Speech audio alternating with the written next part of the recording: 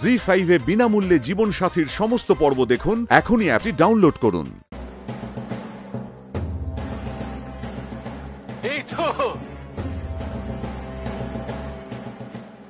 এই তো কুশল এসে গেছে। সবকিছু সব ঠিকঠাক মতো এনেছিস তো? দাঁড়া। বৌমা, প্রিয়াম, বৌমা এসো এসো এসো। কি? এই তো দেখো না, সব বাজার এসে গেছে। বাজার এসে গেছে? হ্যাঁ, তুমি যা যা বলেছো সব এসেছে। বাবা, মাছের কি দাম গো! এই কুশল বলছি, এই মাছ কত করে নিল রে? ড্যাড, এই বড় পার্শ্বেগুলো 700 করে কেজি নিয়েছে। ও 700 করে, ঠিক আছে। আর ওই পাবদা 800 করে। 800?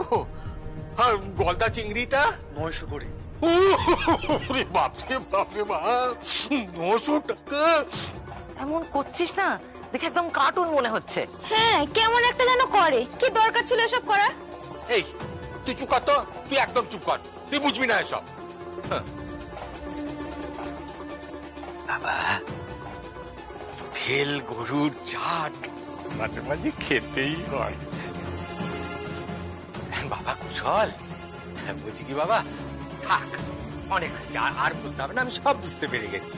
ড্যাড, 5 কেজি মাংস নিয়ে এসেছি। কত? 5 কেজি 750 টাকা করে। তার মানে হলো 750 ইন্টু 5। ওরে থাক, আর বলতে হবে না। এই মার্কি গন্ডার বাজারে কতগুলো টাকা বেরিয়ে চলে গেল।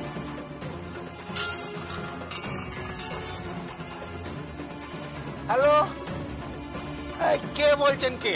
এই সঞ্জিতাকে বাড়ি থেকে ঘাট ধাক্কা দিয়ে বার করে দাও। ঝিলাম সঞ্জিতাকে তো বাড়ি থেকে বের করে দিতে বলছে। আরে আপনি দাঁড়ান না।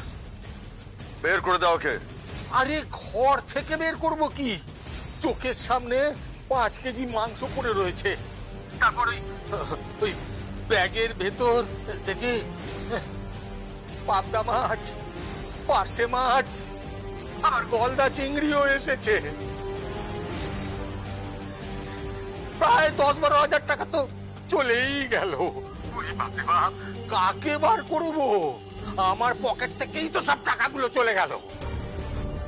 এই, আমি তোমাকে বলছি সঞ্জিতাকে বাড়ি থেকে বের করো। আরে না না না না না, পাগল না, পাগল। কতদিনের সাথ ছিল একটা বড় গাড়ি পাবো, আর ওই বড় গাড়ি চেপে সোজা ভিক্টোরিয়ায় গিয়ে ফুরফুর ফুরফুর করে হাওয়া খাবো। তারপর আবার একটা অত বড় বাড়ি আসবে, সেই বাড়ির দক্ষিণে আমার একটা সুন্দর বারান্দা আছে। সেই বারান্দায় বসেও বেশ সুন্দর ভাবে ফুরফুর করে হাওয়া খাবো।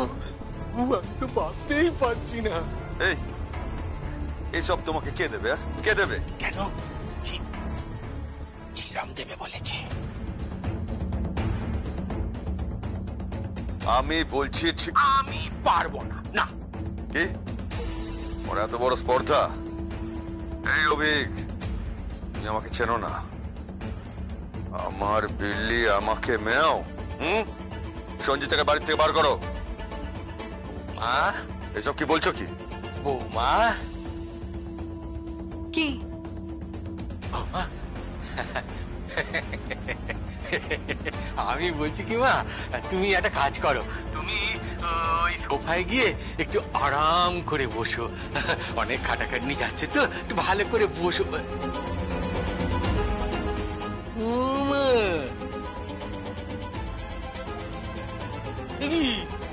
তুমি এখানে দাঁড়িয়ে হাঁ করে কি দেখছো? এই, তুই নিজের বউয়ের সঙ্গে এভাবে কথা বলছিস কেন? তুমি যাও, যাও রান্না করে যাও, যাও যাও যাও যাও। আমি পারবো না। পারবে না কেন? দেখছো না আমি কেমন সাজুগুজু করেছি? কি হয়েছে? আমি এখন নেল আর্ট করতে যাব। কি করতে যাবে? Nail art. Nail art? এই বয়সে আর ওই নীল আর্ট করতে হবে না। শোনো, বৌমাকে একটু সেবা যত্ন করো, বুঝেছো? পাচ্ছো, তেল সাদা একটা বড় গাড়ি আসছে, না বাপের জন্মেও এরকম গাড়ি চাপনি, সারা জীবন তো ওই রিক্সা করেই চড়ে বেরিয়েছি। হ্যালো হ্যালো, কি খেল খতম, পয়সা হজম। না মানে ছিলাম আসলে ব্যাপারটা, 7 আমার কথা শুনেছিলাম। আমি ওই 8 আচ্ছা আমি ওই পাঁচু গোপালের পোশাক পরে ওইখানে যাবো, সেটা একটু বোঝো আমি কি করে। 9। ওকে ওকে আমি যাবো। Very good. এই তো ঠেলার নাম বাবাজি। ফাঁদে পড়ে বগাও কাঁদে। যান যান।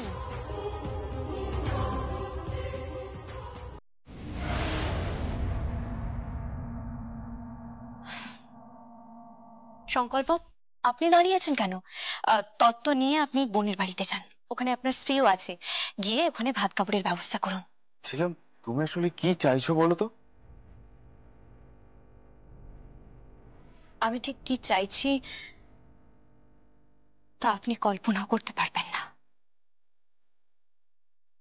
আমার জীবনের একটা অন্যায়ের জন্য আমি যা খেসারত দিয়েছি,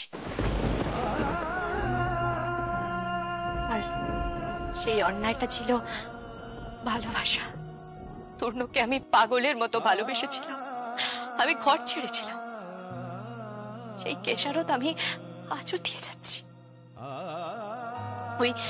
ওই সুভাষ ব্যানার্জি, জয় ভান্ডারী আমাকে বহুবার খুনের চেষ্টা করেছে। দিনের পর দিন আমি আইসিইউতে ছটফট করেছি। আমার স্বামীর আজও কোনো খোঁজ নেই। আমার মতো অবাগী আর কজন আছে বলতে পারেন? তবু আমি পিঠ ঠেকাইনি, লড়ে গেছি আমি।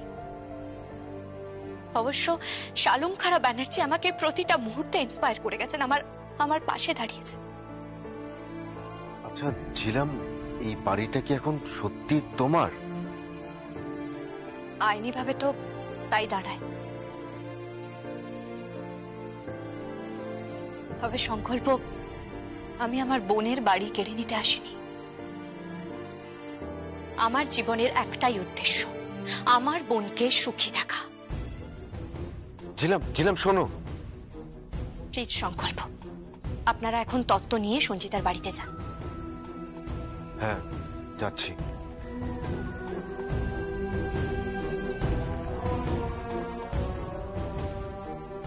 দোয়েল চল।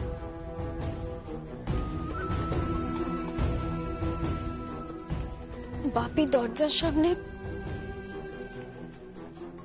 দারোয়ানের মতো দাঁড়িয়ে